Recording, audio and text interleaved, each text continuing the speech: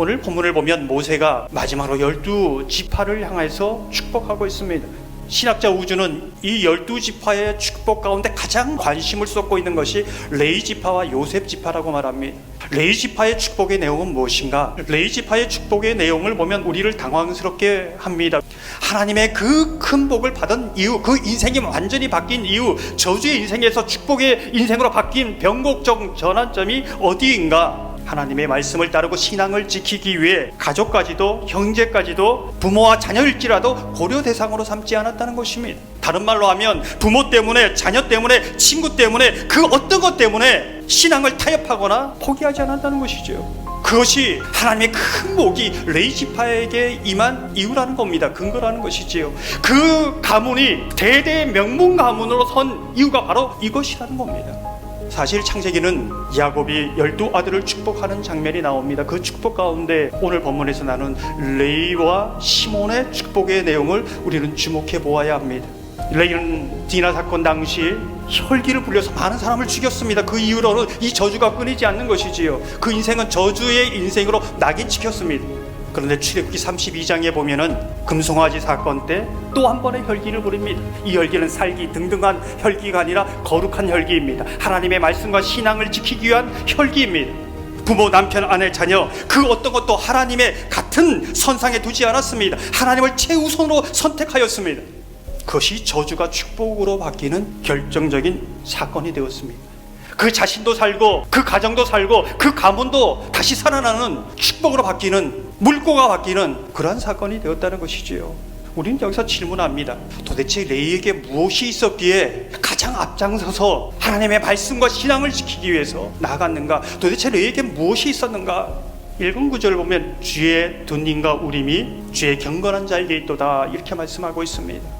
제사장에게는 둔님과 우림이 이 가슴 속에 있는 것이지요. 이 둔님과 우림은 빛과 완전함의 그런 의미를 가지고 있습니다. 무슨 뜻일까요? 하나님의 빛이 모든 어둠을 물러가게 합니다. 인생에 혼란스럽고 무엇을 선택해야 모르는 그런 주저주저하는 인생이 아니라 선명하고 분명하고 단순하게 하나님의 빛이 그 인생 가운데 임한다는 것이지요. 그 빛이 임함으로 하나님의 말씀이 완전하고 진리이고 온전함을 붙들며 그 푯대를 향해 달려가는 인생, 이것이 우님과 둔님의 인생이라는 것이지요. 그것이 레위지파의 복음의 심장입니다. 그것이 레위지파가 거룩한 여기를 가지고 앞장서서 나갔던 이유이지요. 그것이 하나님의 질투의 심장이요 하나님의 강력한 사랑의 심장이었다는 것을 말해주고 있는 것이지요. 레위지파는 그 심장이 팔딱팔딱 뛰고 있었습니다. 그래서 믿음으로 살 수 있었고 하나님의 축복의 그 역사 가운데 동참할 수 있었다는 것이지요. 오늘 본문을 계속해서 보면 가장 많은 축복, 가장 눈에 띄는 그 지파가 요셉 지파이지요. 요셉의 축복의 가장 핵심이 무엇인가? 가시떨기 나무 가운데에 계시던 이의 은혜로 말미암아. 이게 요셉의 축복의 가장 핵심입니다. 요셉의 인생을 한마디로 얘기한다면 가시떨기 나무의 인생이었습니다. 요셉은 형제들에게 버림받은 인생이지요. 죽이려다가 뜻대로 되지 않자 애굽으로 노예로 팔아 버림을 당한 가시떨기 인생입니다. 버림받은 인생입니다. 거기에서 노예로 성실하게 열심히 살아서 이제 좀 살만하게 됐을 때 보디발의 아내로 인해 억울한 누명을 쓴 가시떨기 인생이지요. 옥살이를 오랫동안 해야 되는 그런 인생이었습니다. 이렇게 풀리지 않는 인생이 있을까? 이렇게 저주의 인생이 있을까? 옥살이를 하면서 사람들에게 배신의 상처로 인해 가슴이 뻥 뚫린 인생, 가슴이 완전히 타버린 인생, 그 인생이 요셉의 인생이었습니다. 인간적으로 보면 망해야 되는, 망할 수밖에 없는 수백 가지 수천 가지의 이유를 가지고 있는 인생이었지요. 아마도 그의 몸에는 저주의 문신이 새겨져 있었을 겁니다. 사람들로 한 맺힌 상처의 흔적이 온통 가시처럼 돋아 있었을 것입니다.